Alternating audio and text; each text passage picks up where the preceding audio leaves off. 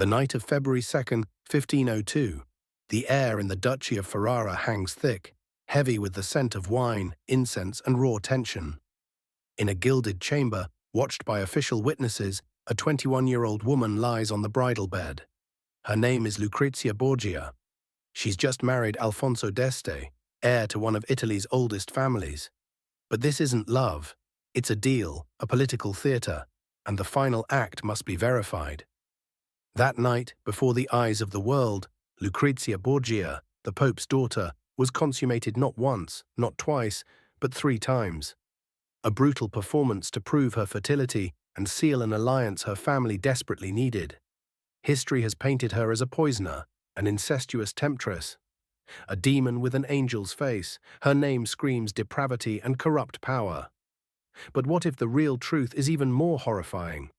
What if the true monstrosity wasn't in her, but in the men who controlled every second of her life? This isn't just the story of a scandalous wedding, it's the tale of how one woman was used as the most valuable and disposable piece in the world's deadliest game. Power. Was Lucrezia a villain or the ultimate victim? Could a woman used and stained by her family's crimes find her own path and rewrite her story? To understand that night when she was handed over like a trophy, we first have to grasp the ruthless machine that created her. The Borgia family. Picture this. Late 15th century Italy isn't a unified country. It's a patchwork of warring city-states, a battlefield where noble families, mercenaries, and foreign powers like France and Spain claw for every inch of land and influence. And at the center, pulling strings over souls and politics, sits the papacy. In 1492, the shrewdest, most ambitious, and Machiavellian man of all claims the throne of St. Peter. His name, Rodrigo Borgia, now Pope Alexander VI. For Alexander, the papacy isn't a divine calling, it's the ultimate prize, a tool to build a dynasty rivaling the Caesars. He has no massive armies or ancient royal bloodline, but he has something far more potent: his children. They are his generals, his diplomats, his weapons. And among them, 2 shine with a dangerous light: Cesare Borgia, the eldest son, a cardinal who hates the robes, a man with a strategist's brain and a predator's soul. Cesare is the family's sword, cold, calculating, brilliant, and utterly ruthless. His ambition is a fire that threatens to burn everything. He'd conquer, kill, and forge a Borgia kingdom with iron and blood. Then there's Lucrezia. If Cesare is the sword, she's the golden pawn. Beautiful, incredibly smart, educated in arts, music, and languages. She speaks Latin, Greek, Italian, and French. Charming, cultured, and most importantly, a virgin and marriageable. In the Renaissance political market, Lucrezia is her father's most valuable asset. Her hand in marriage, the key to unlocking the mightiest alliances. Think about it for a second. You're a 13-year-old girl. Your father, the most powerful man in Christendom, looks at you not as a daughter, but as a contract. Your purity, your future, your body. It's all currency for his ambitions. This was Lucrezia's world, where love didn't exist, only usefulness. And her first lesson in being a Borgia was about to hit hard. At 13, Lucrezia is married off. Her first husband, Giovanni Sforza, Lord of Pesaro, a man nearly twice her age, from one of northern Italy's most influential families. The wedding, a spectacle of power, lavish banquets, parties lasting days. Pope Alexander VI is securing his northern flank. The Sforza alliance is crucial. Lucrezia plays her part perfectly, the young, beautiful wife, the living symbol of the new pact. But in the Borgia world, alliances are as permanent as sand in the wind. 4 years later, the political chessboard shifts. The Pope no longer needs the Sforzas. In fact, they're now a hindrance. Their power is waning, and Alexander VI has new alliances in mind. Giovanni Sforza, the husband, useless now, and here's where we see the Borgia's clinical cruelty. How do you ditch a powerful husband without sparking war? Not with poison, not yet. They use something sharper: public humiliation. Pope Alexander VI starts annulment proceedings. The official reason: Giovanni Sforza's supposed impotence. They claim that in 4 years the marriage was never consummated. Imagine the scene. Giovanni Sforza, a noble warrior, a Renaissance macho man, accused before all Europe of failing in the bedroom. It's a devastating humiliation designed to wreck him politically and personally.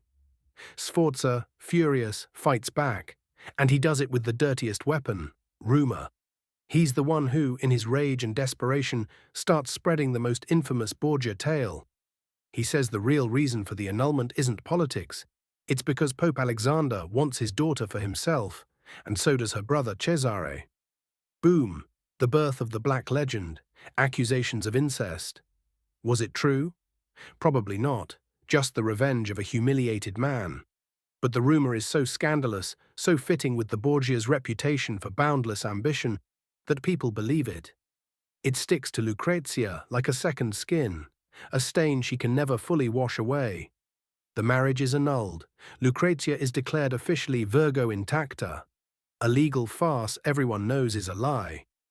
Giovanni Sforza is discarded, humiliated, stripped of his honor. And Lucrezia, barely 17, is shipped back to Rome, no longer an innocent girl, but a woman scarred by scandal, ready to be used again. The next chess piece is placed fast, this time the target, an alliance with the south, the powerful kingdom of Naples. The chosen one, Alfonso of Aragon, Duke of Bisceglie. And here's where the story twists unexpectedly. Unlike her first marriage, this one seems real. Alfonso is young, handsome, and by all accounts, he and Lucrezia fall deeply in love. For the first time, Lucrezia tastes something like happiness. She has a son with him, Rodrigo, and for a brief shining moment, it seems she might have a normal life.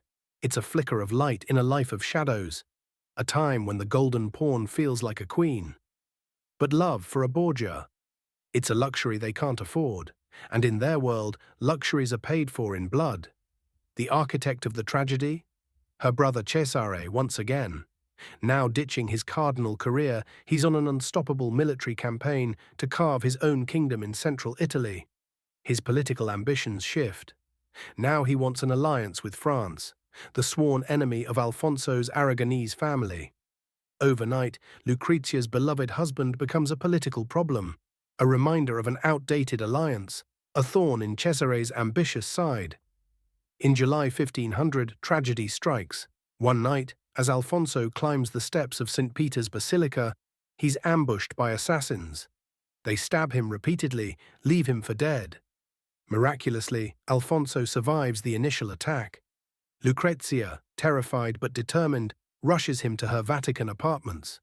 She nurses him day and night, tasting his food for poison, letting no one but her most trusted servants near him.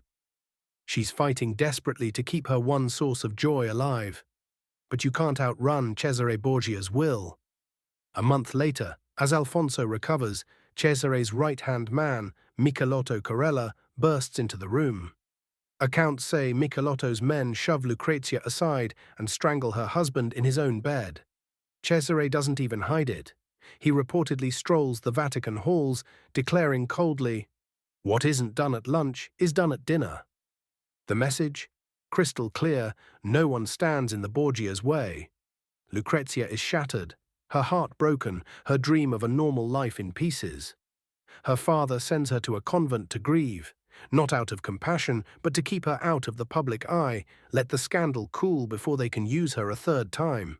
This is the turning point, the moment any innocence left in Lucrezia dies with her husband. She learns the harshest lesson. In her family, affection is weakness, and love is a death sentence. Next time they put her on the chessboard, she won't be the same piece. The next move, the most ambitious yet. The target, the House of Este in Ferrara, one of Italy's oldest, most cultured and respected dynasties. Marrying the Pope's bastard daughter, a twice-wed woman swirling in rumors of incest and murder, to Ferrara's heir, Alfonso d'Este. It seems impossible. Duke Ercole d'Este is horrified. Marrying his son to that woman is an insult to his lineage. But Pope Alexander VI is relentless. He offers an astronomical dowry, gold that could fund armies, promises papal favors, territories, power. And Cesare Borgia, with his victorious army on Ferrara's borders, adds a not-so-subtle threat. In the end, greed and fear win out. Ercole d'Este agrees. His son Alfonso will wed Lucrezia Borgia. And so we circle back to that February night in 1502. Now you get the pressure. Lucrezia isn't just a bride, she's the final payment in a dangerous deal. She knows if this marriage flops, if she can't produce an heir, her value plummets. Her life could be in danger. As the witnesses enter the room, she's not a lover. She's an actress on her life's biggest stage. That triple consummation. Not an act of lust, as her enemies claim. It was a calculated demo, proof she's fertile, the deal's sealed, the Borgias deliver. It was her ultimate submission to her role, one last sacrifice on her family's ambition altar. But this time, something's different. Moving to Ferrara pulls Lucrezia physically away from the Borgia power center, away from her father's daily grip, and crucially, from Cesare's deadly shadow. Far from corrupt Rome, in Ferrara's cultured, refined court, Lucrezia blooms. Instead of the scheming poisoner everyone expects, she becomes an arts patron. She builds one of the Renaissance's brightest courts, drawing poets, painters, musicians. She earns her father-in-law's respect, and eventually her husband Alfonso's affection. She becomes a competent ruler, a duchess loved by her people. What if that was her plan all along? What if she saw this third marriage not as another cage, but her only escape? She endured that final public humiliation because she knew on the other side lay survival, a life away from her family, from her father's shadow and her brother's sword. Lucrezia finally has a shot, not at total freedom, but at being herself. Soon after her wedding, the Borgia fortune crumbles. In 1503, Pope Alexander VI dies, probably from malaria, though poison rumors never die. Without papal protection, Cesare's kingdom collapses like a house of cards. The great conqueror is captured, escapes, and dies in a meaningless skirmish in Spain. The dynasty's architect and sword fall, but the golden pawn survives. Lucrezia Borgia, Duchess of Ferrara, lives another 16 years. She rules Ferrara with smarts and compassion during her husband's absences, dying at 39, respected and mourned by her subjects. The woman defined by the men in her life finally carves her own definition. So who was Lucrezia Borgia? The femme fatale of the Black legend, or the inevitable product of a brutal world that used her as currency? The answer? Maybe both. A pawn who learned to play chess, a victim who refused destruction. That Ferrara wedding night wasn't the end of her humiliation, it was the start of her liberation. The price she paid to outlive her own family. Her real legacy? Not poison or incest rumors, but the toughest human art, survival. She showed that even in the darkest, most manipulative game, you can shift the pieces your way and claim your board. But what do you think? Was Lucrezia a survival master, using what she had to flee a terrible fate? Or a silent accomplice to her family's crimes, buying safety at her integrity's cost? History judged her. Now it's your turn. Villain or victim?